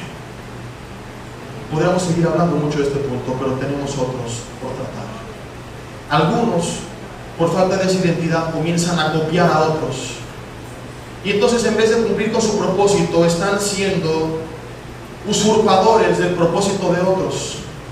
Imagínate que Dios llama a Pablo, voy a predicar mi palabra, y Pablo está practicando con la onda para matar gigantes. Pablo va a predicar, no es que yo quiero ser como David. O que va con Pedro, Pedro va a predicar, y Pedro construyendo el arca, es que yo quiero ser como Noé. Cada quien tenía su propósito. Y hoy se nos olvida esto. Se nos olvida 1 Corintios 12 que somos un cuerpo en el que Dios ha repartido diferentes dones a cada uno, posiciones a cada uno, ministerios a cada uno, pero que todos, el más chico y el más grande, ante los ojos de Dios, todos, dice la Biblia, son importantes. Y como no nos las creemos, entonces queremos ser como los demás, queremos ser el ministerio más llamativo. ¿Por qué no nos damos cuenta que dentro del cuerpo de Cristo, no importa qué estás haciendo, si tú haces lo que a ti te toca, ante los ojos de Dios eso es importante, y con eso nos tiene que bastar? Y empezamos a copiar y a imitar por tener el reconocimiento que ya tenemos de Dios. Por ejemplo, yo no sé quién de los salmistas años atrás empezó a cantar así como que se le hubiera atorado una papa en la garganta. Tú conoces este tono porque ahora todo el mundo lo imita. Oh, cuántos están alegres en esta mañana en la que venimos a alabar al Señor, aleluya. Y ahora todo el mundo lo hace igual. Y no puede ser genuinos. Yo no sé a quién tiempo atrás de repente se le ocurrió terminar de golpe las oraciones, y esto manipula mucho las emociones porque hace que la gente aplauda, y ahora tienes a réplicas por todos lados en Latinoamérica predicando igual, diciendo, por ejemplo: y no importa, hermano, que el enemigo te esté persiguiendo, porque es más fuerte el que esté en nosotros que el que esté en el mundo, y el Señor va a mostrar en ti su poder. ¡Aleluya! Ya van todos a hablar de la misma forma. Y tú dices: bueno, si así habla él, pues qué bien por él. Pero digo, ¿a poco así hablan todos? ¿A poco llegan al restaurante y dicen: oh mesero, yo le vengo a pedir que usted me traiga la sal para ponerse de estos alimentos que van a estar gloriosos en el nombre del Señor? Llega con su esposa y le dice: mi amor, vamos a ir al cine, la película va a estar gloriosa.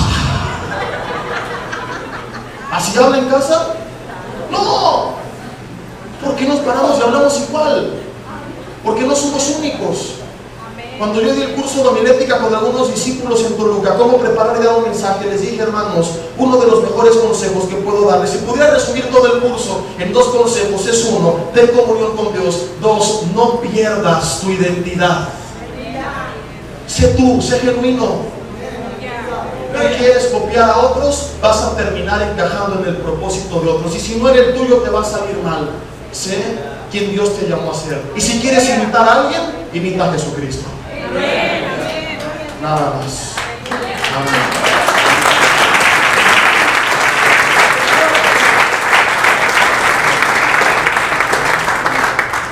Y no solo en la iglesia, también allá afuera. Imagina también si diciendo: yo quiero jugar básquetbol como Michael Jordan, el chaparrito. O a Michael Jordan diciendo: yo quiero jugar fútbol como Messi, todo tontote, grandototote. No andes copiando a los demás, no tienes que copiar, querer ser como otros. Dios te hizo único. Genéticamente, ni siquiera los gemelos son iguales. Así como eres increíble ante los ojos de Dios. Físicamente también: es que estoy feo, es que estoy feo. ¿Quién define qué es feo? Es un concepto que cambia con el paso del tiempo. Aún en este tiempo, según el país donde están, los conceptos cambian. Queremos ser como los demás ante los ojos de Dios. Eres hermoso, eres hermosa, eres increíble. Y no tienes que envidiar a los demás, ni querer copiar a los demás, porque tal vez él tiene algo que tú no tienes, pero tú tienes algo que él no tiene. Ella tiene algo que tú no tienes, pero tú tienes algo que ella no tiene. Todo esto se origina de no conocer estas verdades de la Biblia y no tener firme nuestra identidad.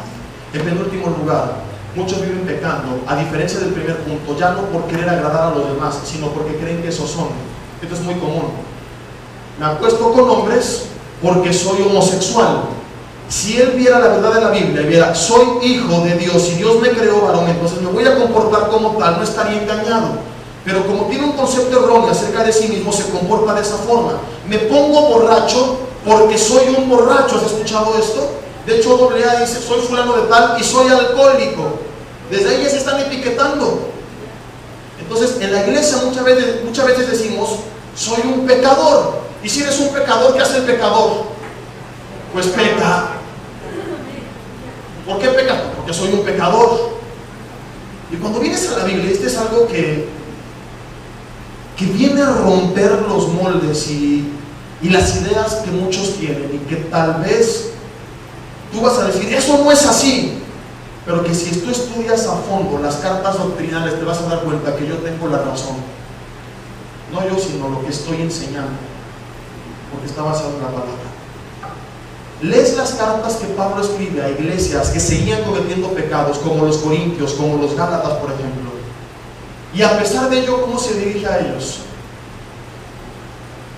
Pablo a la bola de pecadores de los Corintios, dice así la introducción. Pablo a los mundanotes de los Gálatas, dice así la introducción.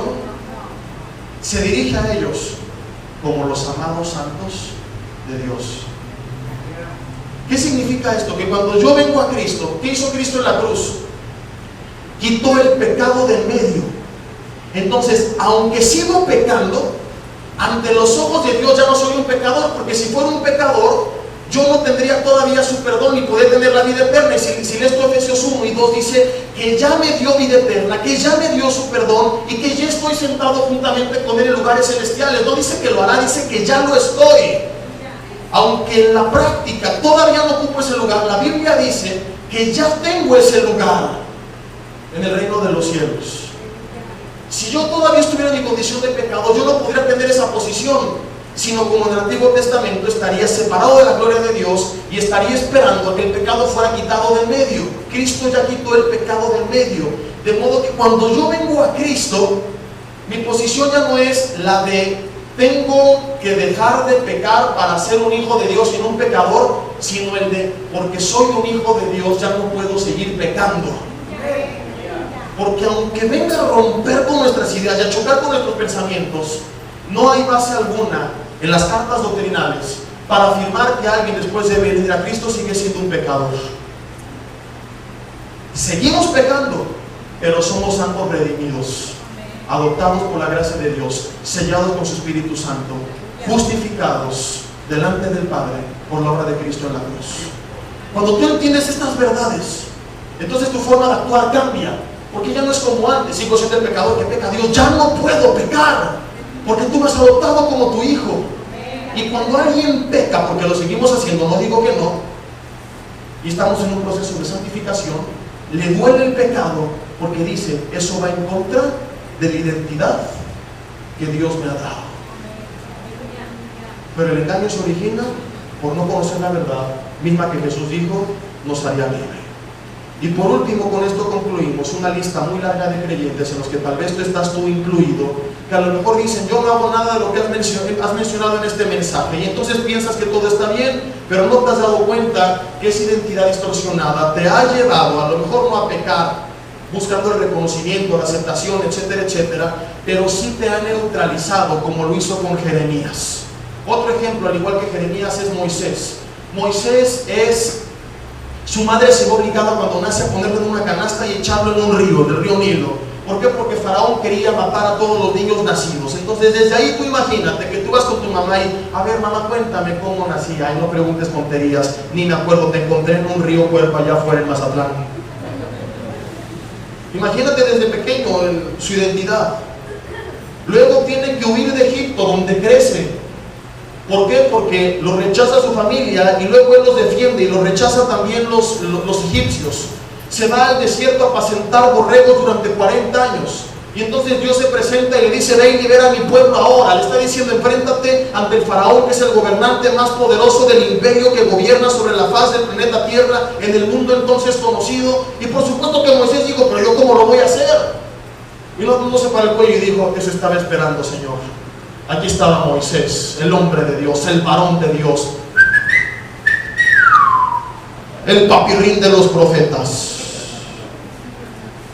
tan grande que todas las mañanas se para frente al espejo y se canta alabanzas a sí mismo, porque si hay hombres de Dios actualmente, ¿verdad?, llenos de soberbia y arrogancia. Moisés dice, Señor, pero ¿cómo yo? Y 3 veces se cuestiona, ¿cómo le voy a hacer? ¿Qué les voy a decir? ¿Que quién me envió? ¿Y qué tal si Faraón se me opone? Además de todo, Moisés era tartamudo. Entonces imagínate nada más hablando con Faraón. Faraón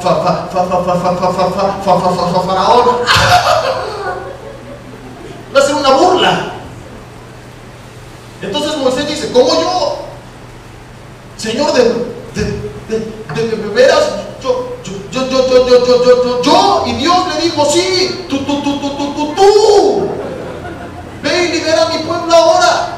Y así estamos como él, como Jeremías, muchas veces cuestionando, ¿de veras yo puedo leer la Biblia? ¿De veras yo puedo obtener éxito en la vida? ¿De veras mi familia puede ser restaurada? ¿De veras yo puedo orar? ¿De veras Dios me puede usar para predicar su palabra?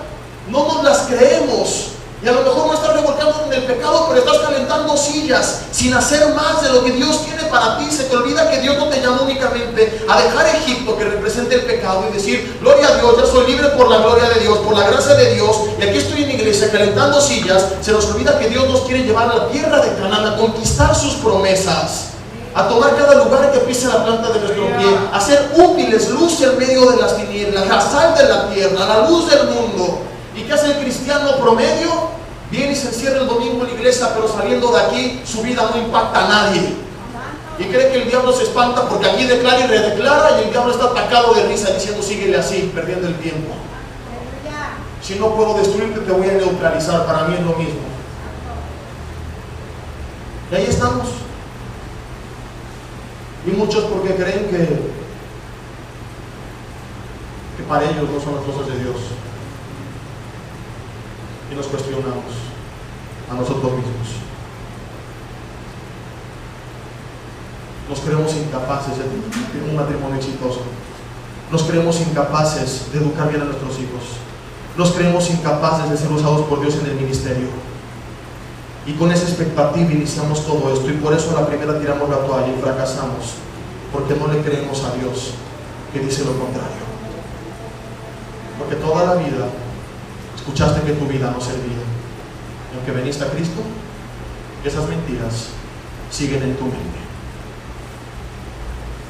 Y cuando la señorita Laura dice que pasa el desgraciado, tú quieres pasar allá adelante, dices, para eso sí sirvo. Y no le has creído a Dios. Las 3 veces que Moisés cuestionó a Dios, la Biblia dice que Dios le dio la misma respuesta: ve, porque yo estaré contigo. Y entonces Moisés le cree a Dios y enfrenta a Faraón y libera al pueblo de Dios. A mí me enseña esto, que la única forma de salir del engaño, de poder comprender cuál es nuestra identidad y llevar a cabo la obra de Dios, es si conocemos la verdad a través de escucharle. Y mucho ojo, en este punto, queridos hermanos y amigos que nos acompañan, si mi interés fuera mover emociones, yo podría aquí concluir el mensaje con alguna oración panchera, de las que son muy comunes, o alguna frase panchera de las que vemos cada rato en los congresos, como te ejemplificaba hace rato. Yo puedo decirte, y todos estos son los daños que provoca una falta de identidad, pero en esta hora yo creo en el nombre de Jesús que nuestros ojos son abiertos y sabemos quiénes somos en Él, y salimos a conquistar este mundo como los gigantes que el Señor ha creado. ¡Aleluya! ¡Rabadá! ¡Oh, rabadabadú! ¿Cuántos lo creen? Damos gloria al Creador. ¡Aleluya! ¡Aleluya! Porque dije aleluya. Gloria porque dije aleluya. Aleluya porque dije gloria. Si uno a veces pasa. Y casi le dice, en las matracas, y salimos, buenísimo, vamos a conquistar. ¿Cómo le hacemos? ¿Quién sabe? Hoy de estos mensajes escuché un montón en congresos de jóvenes, tanto que me caían gordos y me siguen cayendo gordos muchos de los congresos que se hacen. Únicamente se mueven emociones, pero no se forjan convicciones. Pero tengo que ser honesto con todos ustedes y no voy a terminar de esta manera. Jesús dijo en Juan 8, 31 y 32, y me apoya alguien aquí arriba del teclado, por favor. ¿Sabes el himno de la América, José? Para terminar con poder. ¿Cuántos americanistas hay? Levanten la mano. Luego se ve la unción cuando levantan la mano. Aquí no hay chivas ni pumas, ¿verdad? Ni cementeros, ¿o sí? Si levantan la mano también. ¿Quién más es chiva, puma, cementero? Gloria a Dios por tanto pecador que nos sacó.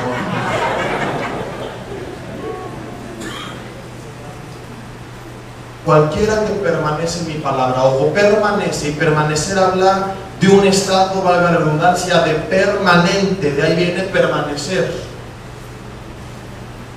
Tú no andas moviendo tu casa para todos lados, permanece en el mismo lugar. Cuando Jesús dice eso, significa es estar asentado en su palabra. No importa dónde vayas, dónde estés, que su palabra siga siendo la base de tu vida. El que permanece en mi palabra será realmente mi discípulo, del griego mastes, que significa alumno. Y conoceréis la verdad, y la verdad los hará libres. ¿Qué te puede liberar de todas estas mentiras del padre de mentira? Si él es el padre de mentira, el antídoto a la mentira es la verdad. La verdad que nos libera, pero que para que nos libere necesitamos permanecer en ella. ¿Y por qué te dije que tenía que ser honesto? Porque si tu vida no me interesara, yo hubiera cerrado hace 5 minutos, como te lo dije. Que digas, ay, qué bonito, qué interesante, y no me sirve para nada. Pero si somos honestos, la realidad que tengo que decir, que tal vez no te va a gustar como lo demás, es que si tu condición espiritual no cambia, tanto tú como yo hemos perdido más de 1 hora de nuestro tiempo. lo tiramos a la basura y no va a pasar nada. Porque si no entendemos esta realidad y comenzamos a pasar tiempo estudiando su palabra, conociendo la verdad de lo que Él dice, clamando por nuestra identidad, diciendo: Dios, quiero que tú me digas la verdad acerca de mí, de mi propósito, de lo que quieres para mí, de quién soy en ti, desesperados por conocer la verdad, seguiremos siendo víctimas del engaño del enemigo.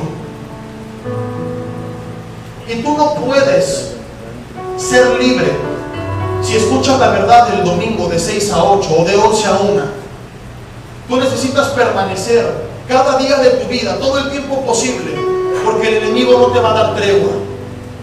Va a seguirse encargando de una u otra forma de sembrar mentiras en tu vida, de modo que tú tienes que estar permanentemente en la verdad de la palabra de Dios. Y la verdad empieza a liberarte de esas mentiras. Por ejemplo, yo hace años atrás creía que jamás sería capaz de dar un resumen de 20 minutos de toda la Biblia, y te lo digo en serio. Me decía: ¿te gustaría predicar? Estás pero loco. ¿Cómo le hacen esos cuates que de un versículo se echan 1 hora? ¿Quién sabe cómo le hacen? Yo jamás. Yo lo creía, y era una mentira del enemigo. Yo te voy a la palabra y me doy cuenta que Dios llama y exhorta a un profeta que se estaba corrompiendo, que se llamaba Balaam. Y como no había nadie alrededor para hablarle, más que la mula en la que Balaam iba montado. Hablo de la mula, de un animal, no una persona que era muy mula. Esa a lo mejor es otra y está junto a ti. Un burro. Y Dios hizo hablar al burro. Y el burro ese, con orejas y lo que quieras, milagrosamente habló y reprendió a Balaam. Y entonces digo: Dios, el burro es tanto, la mula parlanchina. Yo estoy mal, pero no peor que el burro este. Y si la mula habló, ¿por qué no voy a hablar yo también? Amén. Yo sigo creyendo que soy incapaz de hacer un resumen de 20 minutos de la Biblia, pero a diferencia de antes, conozco una verdad que antes no conocía. La verdad es que antes creía que era yo. Ahora me doy cuenta que yo sigo siendo incapaz, pero que si permito a Dios obrar en mi vida, entonces Él puede hacer cosas hermosas a través de cada mensaje. Es la verdad que yo creo. Ya que acabó las mentiras del enemigo.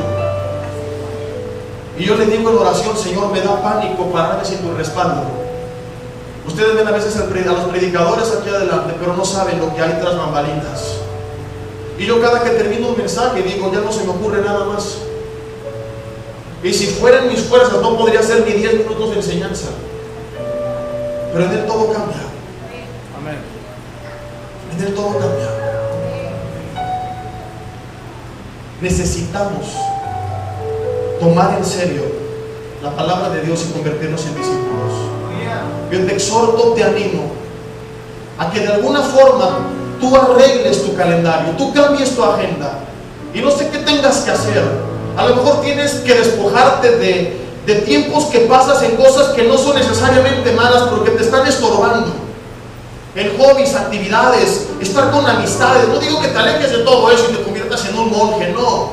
Pero que dediques parte de tu tiempo, cada día, para convertirte en un discípulo, para estudiar la palabra de Dios, sin tregua, porque Satanás no va a tener tregua contigo. Solamente cuando tú permanezcas en su palabra, cada día su verdad te va a comenzar a iluminar y empezar a liberar. Es imposible que en un mensaje veamos todo lo que la Biblia dice acerca de quiénes somos en Cristo. Eso tú lo vas a ir descubriendo cada día.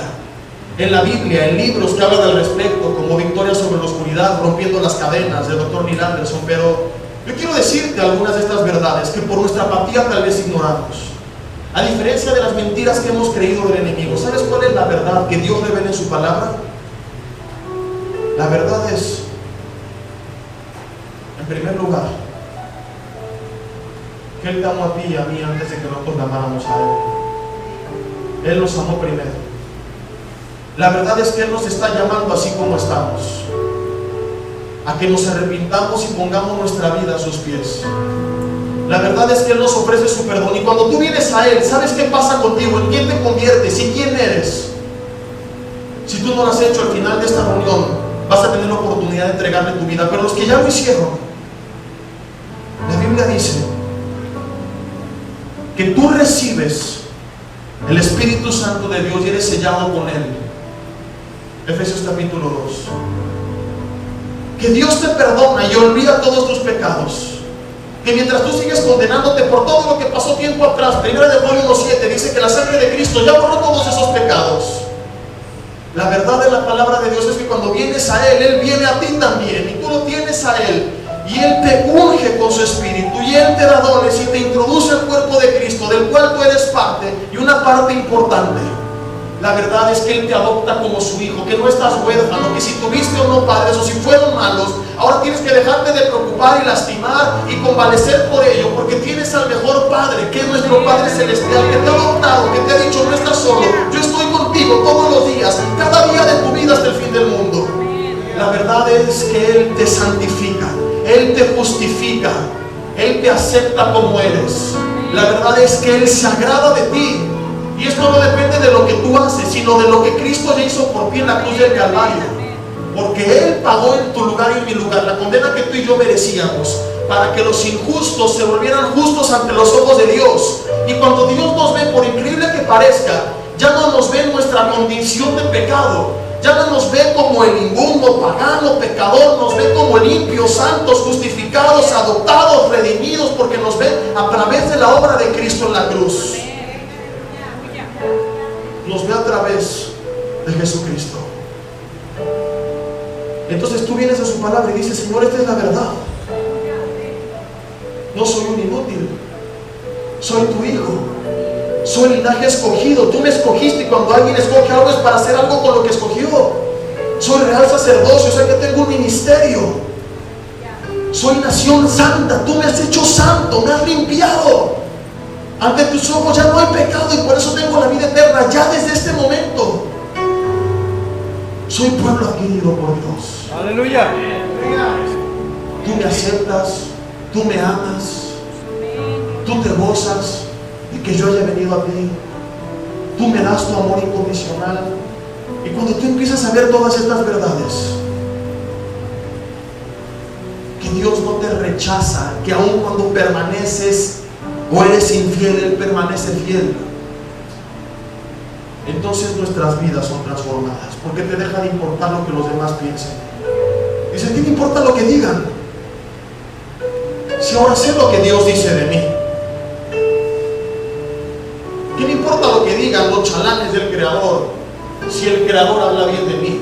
¿Por qué me he de preocupar por las mentiras de los mortales, si el único Dios todopoderoso dice otra cosa total y radicalmente distinta? Y entonces te deja de preocupar, dejas de hacer tonterías por agradarles, dejas de sentirte poco importante, dejas de dudar de ti, porque ahora sabes que estás en Él, que Él te ha habilitado, y que para todo aquello que Él te ha llamado, Él te va a respaldar y Él te va a habilitar para hacer su obra. Pero para que todo esto pase, necesitamos dedicar el resto de nuestras vidas a estudiar su palabra, porque pasaremos el resto de nuestros días escuchando mentiras del enemigo. Cuando yo conocí esta verdad, dije: Dios, tú puedes usar mi vida, y comencé a predicar. Y en un principio me preocupaba mucho lo que dijeran los demás del mensaje. ¿Qué dijeron? ¿Cómo reaccionaron? ¿Qué pensaron? ¿Qué comentó fulano de tal? Y de repente me doy cuenta en su palabra de estas verdades que hoy estoy predicando. Y entonces conozco otra verdad. Digo: Dios, no me tiene que importar lo que ellos piensen cuando yo predico. Me tiene que importar lo que tú pienses, nada más.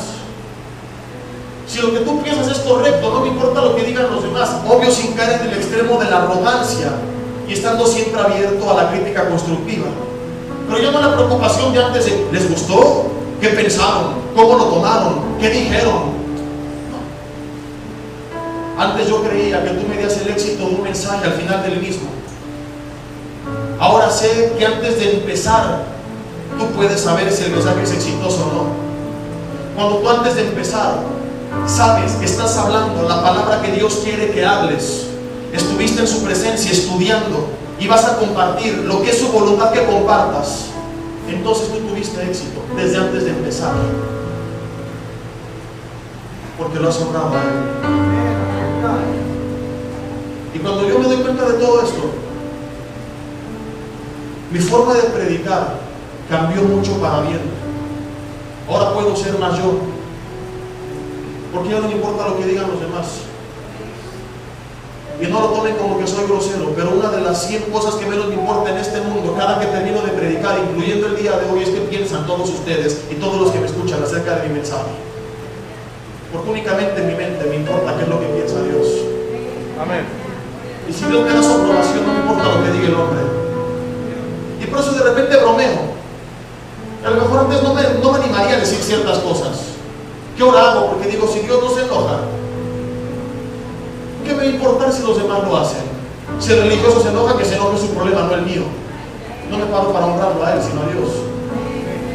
Y por eso de repente, si tú me escucharas 2 mensajes, podrías creer que soy medio bipolar, porque puedo estar una semana en un momento precioso y estamos hablando de ánimo y riéndonos, y a la otra con el garrote, pum, pum, pum, dándole durísimo al pecado, dando de arrepentimiento, y dices, ¿qué le pasó? ¿Viene de malas? No.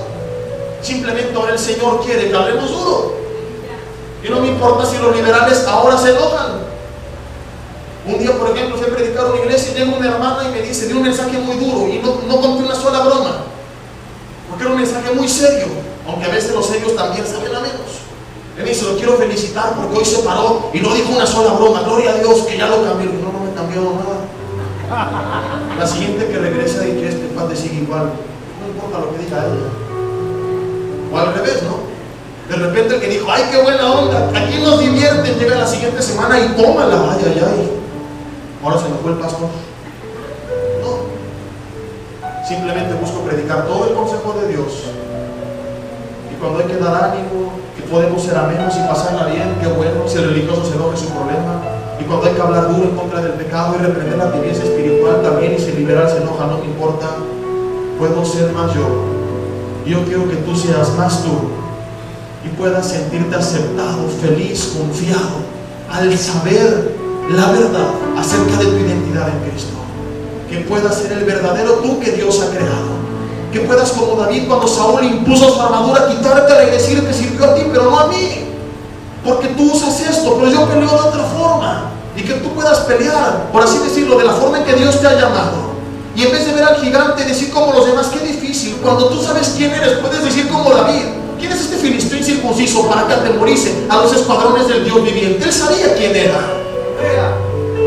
Y el pueblo de Dios está siendo derrotado frente a sus gigantes porque no sabe quién es. Porque ahí está haciéndose chiquito frente a los problemas. Pobre de mí, me abandonaron, no me quiere, nadie me quiere, todos me odian, mejor me como un gusanito. Es tiempo de que tú conozcas la verdad. Y como el rey David, él dijo, aunque mi padre y mi madre me dejaren, con todo Jehová me recogeré en sus brazos. Que tú puedas, espera un ratito. Ahora, ¿por qué se ríen? Es que no me dejan terminar. Ya no sé ni lo que les iba a decir, me quitaron la inspiración. Que tú puedas, de igual forma, dejarte de lamentar, de buscar culpables, de señalar, de decir, es que mi pasado, mi presente, aquel, este, el otro, aquello. Y decir, Dios, todo eso no me importa, porque tú me amas, porque estoy en tus manos, porque tú me respaldas, porque tú pensaste en mí antes de la fundación del mundo, porque tú fuiste paciente para conmigo, porque tú me has dado tu perdón, porque tú me has dado el espíritu de adopción por el cual clamo, Abba, Padre. Y si te tengo a ti, ¿qué me importa lo que piensen, lo que hagan, lo que digan los demás? Si me traicionan, si me apoyan o no lo hacen, tengo tu favor, tu respaldo, tu aceptación, tu amor y perdón incondicional. Y eso es más que suficiente para seguir adelante y nunca volver atrás. Ahora sí, si quieres, dale a Él toda la gloria. Dile gracias a Dios. Gracias.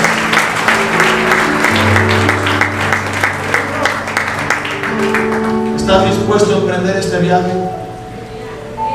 conocer la verdad, a llegar a lo que David llegó a hacer, entonces sigue el camino que él siguió, un camino de intimidad y de permanencia en su palabra. A esto te invito. No voy a llamar para que pases al frente diciendo prometo nunca fallar, prometo nunca pecar, prometo dejar de hacer el punto 1, el 2, el 3 o el 4. Solo te invito a que ahí en tu lugar le digas: Dios, quiero conocer tu verdad y que tu verdad me haga libre. Cierra tus ojos ahí en tu lugar y dile ahí con tus palabras. 3 cosas vamos a orar. 1, vamos a pedir perdón por todas las tonterías que hemos hecho producto de esta falta de identidad. 2, vamos a hacer un compromiso por buscarle, por permanecer en su palabra y conocer la verdad, y que la verdad nos haga libres.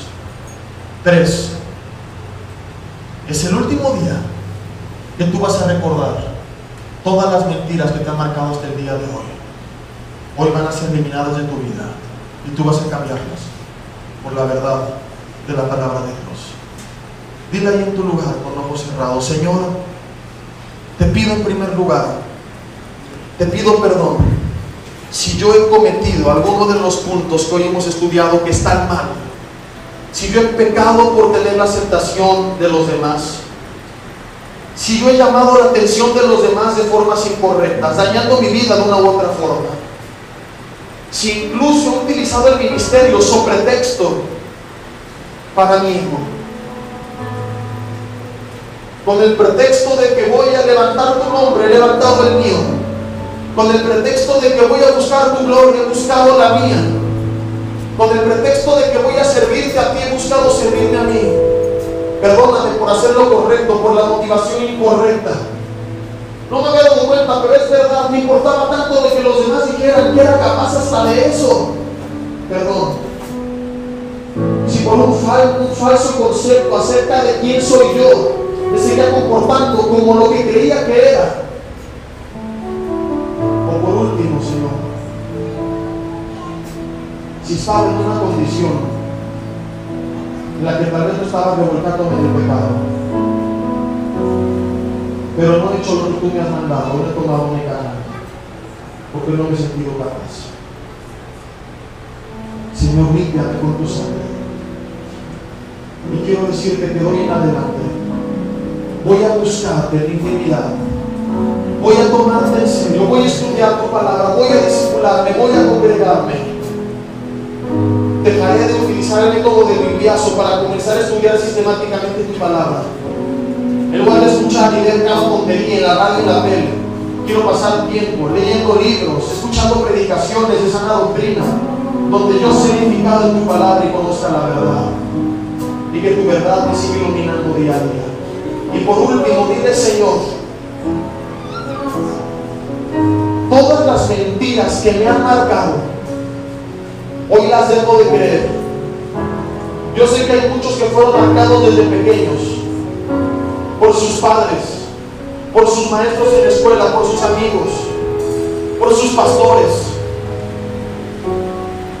por sus autoridades en la iglesia,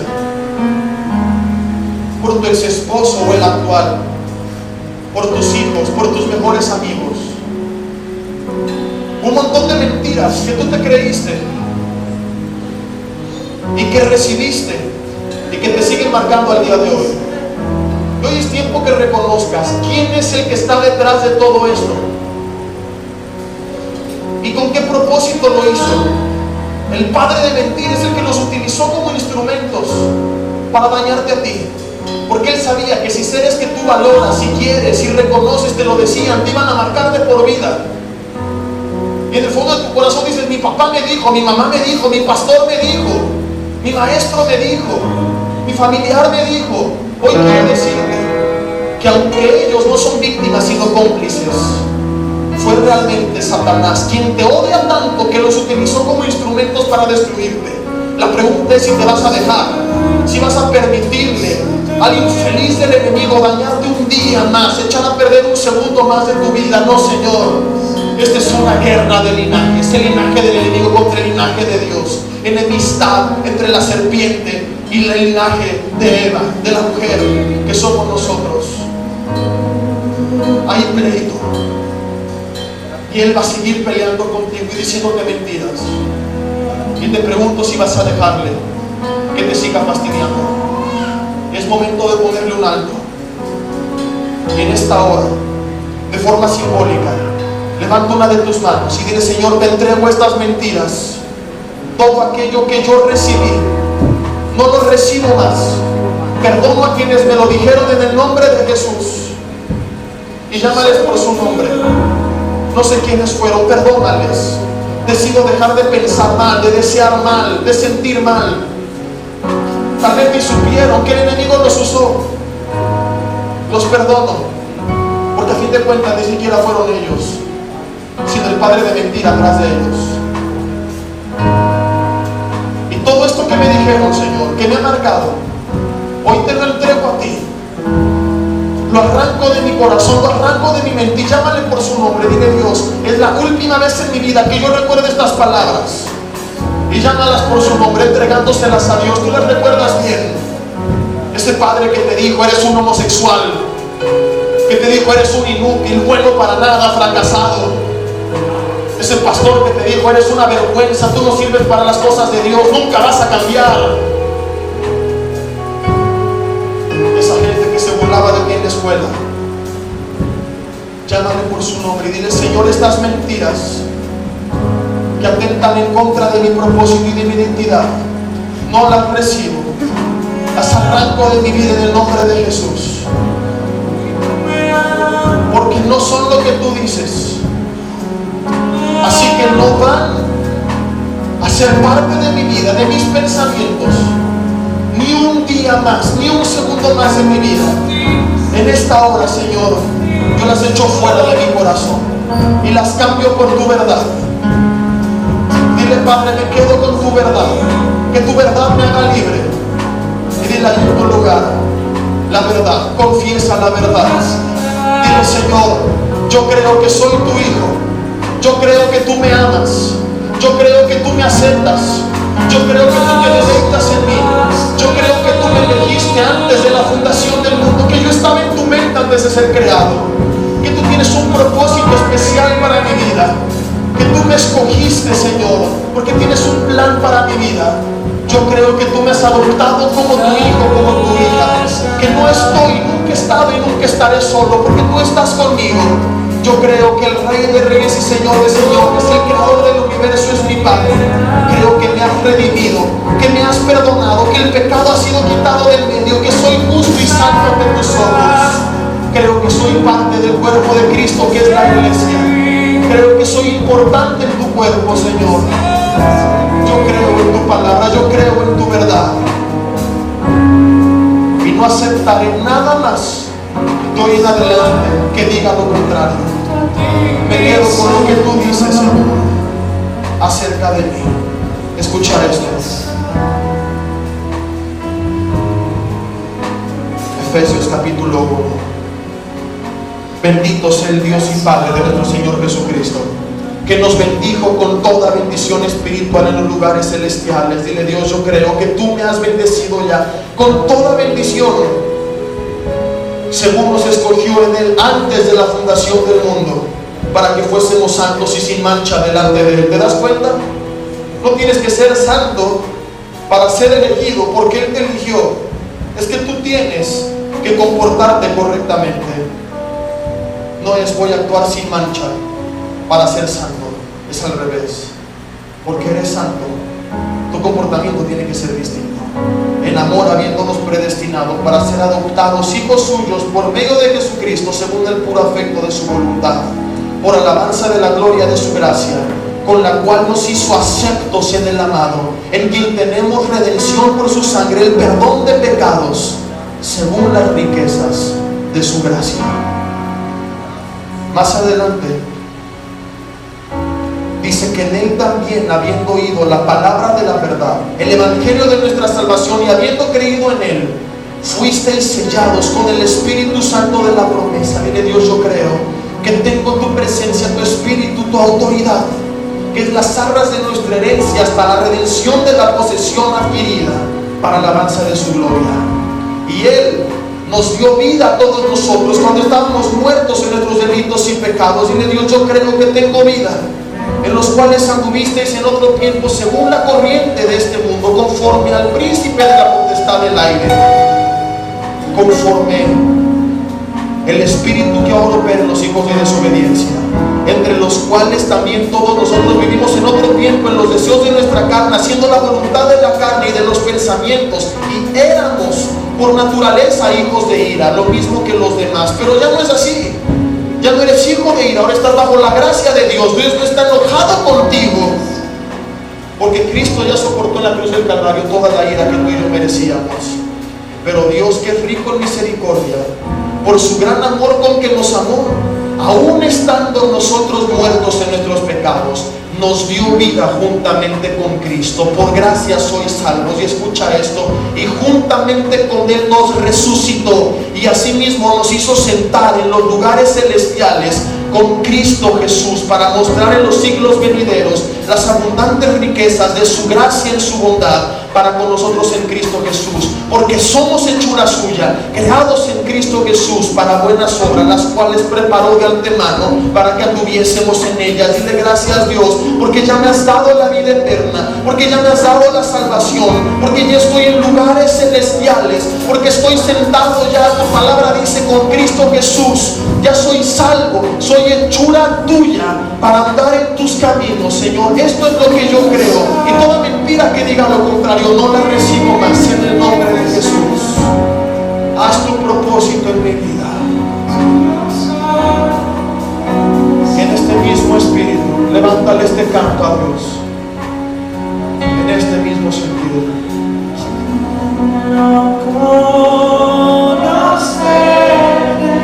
Díselo con tus palabras.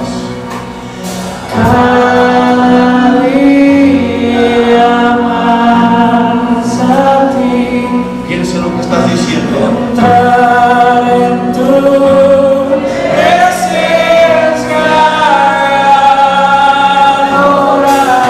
Dile: Dios, síguete revelando a mi vida y glorifícate a través de mí.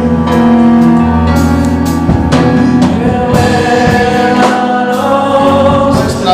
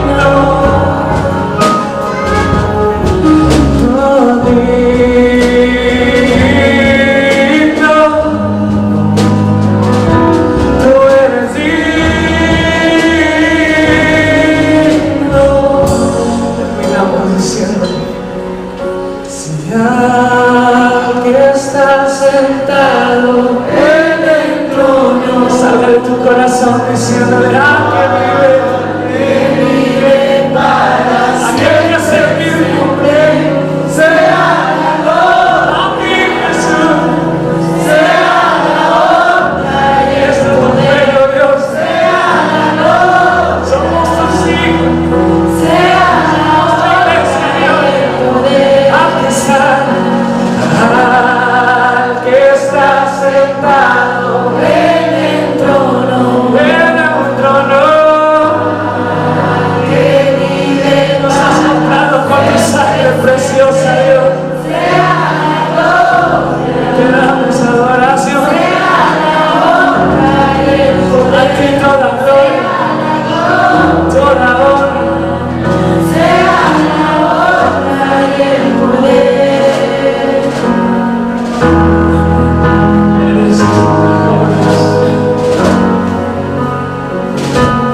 Gracias te damos, Señor, porque a través de la obra que tú hiciste por nosotros, nuestras vidas han sido transformadas. De modo que si alguno está en Cristo, nueva criatura es. Las cosas viejas pasaron, todas son hechas nuevas. Hemos nacido de nuevo y no importa nuestro pasado, en Cristo tenemos una nueva identidad. Una identidad que dice que somos hijos de Dios, que no estamos solos, que tú estás con nosotros, y eso es lo único importante. Doy en adelante, dile: Dios, no me importa lo que piensen los demás, no me importa agradar a los demás, me importa honrarte a ti, me importa lo que pienses tú, con eso me basta y así caminaré. Padre, permíteme glorificarte con todo lo que soy, en todo lo que hago, porque fui creado por ti y para ti. Que siempre seas tú el que reciba toda la gloria, toda la honra, por los siglos de los siglos. Amén y amén. Dásela a Él, nada más, siempre, cada instante.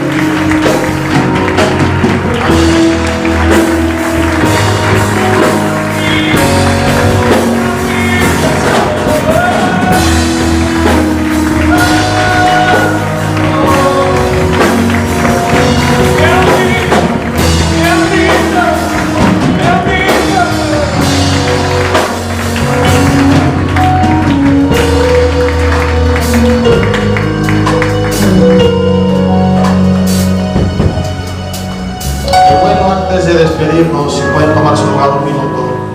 Únicamente quisiera saber si hay alguna persona que hoy por primera vez